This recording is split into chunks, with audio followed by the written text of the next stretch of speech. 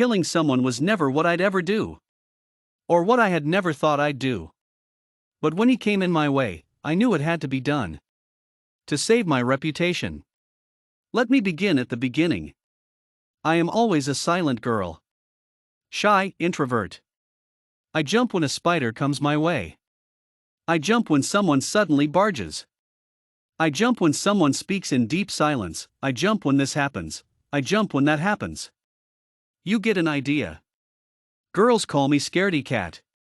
Becca, can I please have my way? I nervously stutter as I try to make my way to my bench, right at the corner, which is currently blocked by the girls of the class, Becca and her group. Oh sure, Cat, she replies, mocking me. I block the tears in my eyes and plop myself on my bench. I think of things to say, but hate myself for not doing it. Ms. Class walks in, and the class falls silent. With her spectacles placed tightly against her nose, and eyes that notice everything, Ms. Class indeed looks very stern. No one in the class dares to utter a word when it's Ms. Class. Good morning. Today we will continue with the rapid reading as per the roll numbers assigned to you.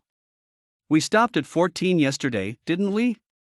The class nods, and my throat is parched. I wish I was one of those introvert girls who have reading as a hobby. Then I could have at least been able to stand up and read. But it's not. I mean, reading is not my hobby. Funnily, I love football, but have not the courage to go and play it out.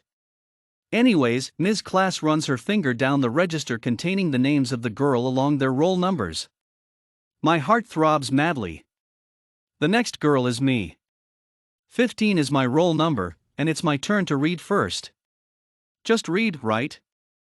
No big deal, I try to calm myself. Glancing around the class, Becca gives a smirk. She knows it's my turn, I whisper faintly. Reading in front of the class. The thought makes me want to run. Kate Shirley. Ms. Class bursts, and heads turn towards me. I stand and gulp. I try to breathe, but fail miserably. Somehow, I lift my book and begin.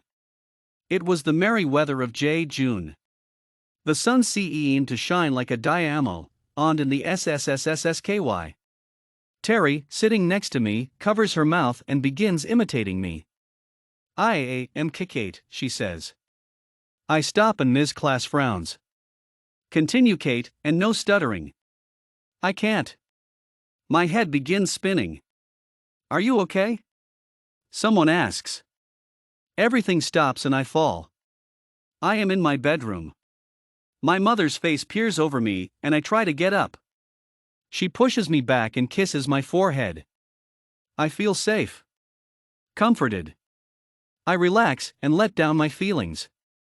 Tears spring easily, and my mom listens as I rant on. Why me, Mom? Why? Why can't I be like Becca, who doesn't care if someone is there or not, like Terry who fits in easily, like Ginny whom everyone befriends, or like Nikki, who had loads of confidence? I faint nearly every time I start speaking. Why me? Tell me, Mom, why?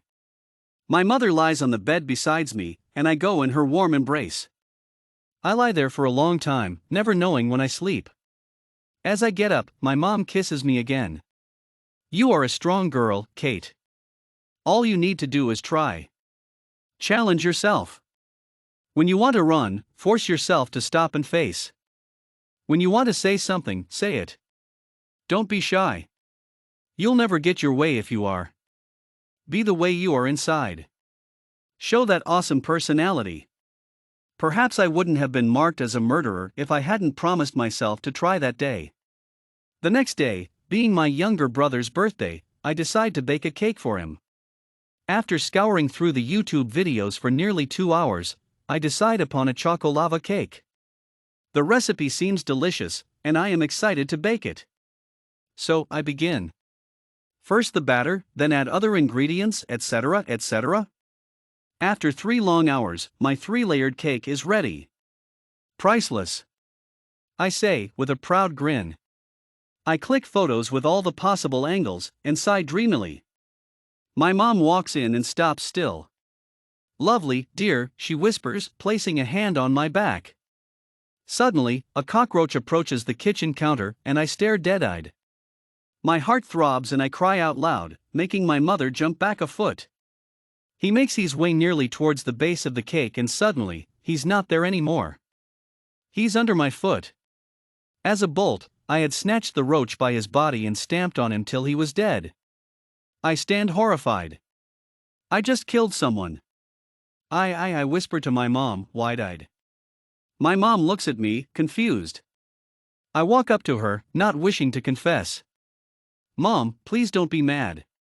I killed the cockroach. I whisper fearfully. But you have to understand. He was about to spoil my lovely cake. And then Jake wouldn't even have been able to eat it. Sorry, Mom. I cry and rush up to my bedroom. Killing someone was never what I had thought I'd do. But when the cockroach came up to the cake, I couldn't stop. To save my cake, my reputation. That day, I still wonder why my family was overjoyous. They were congratulating me, I think probably to ease my feelings, why else? It wasn't that I finally showed up some courage, did I?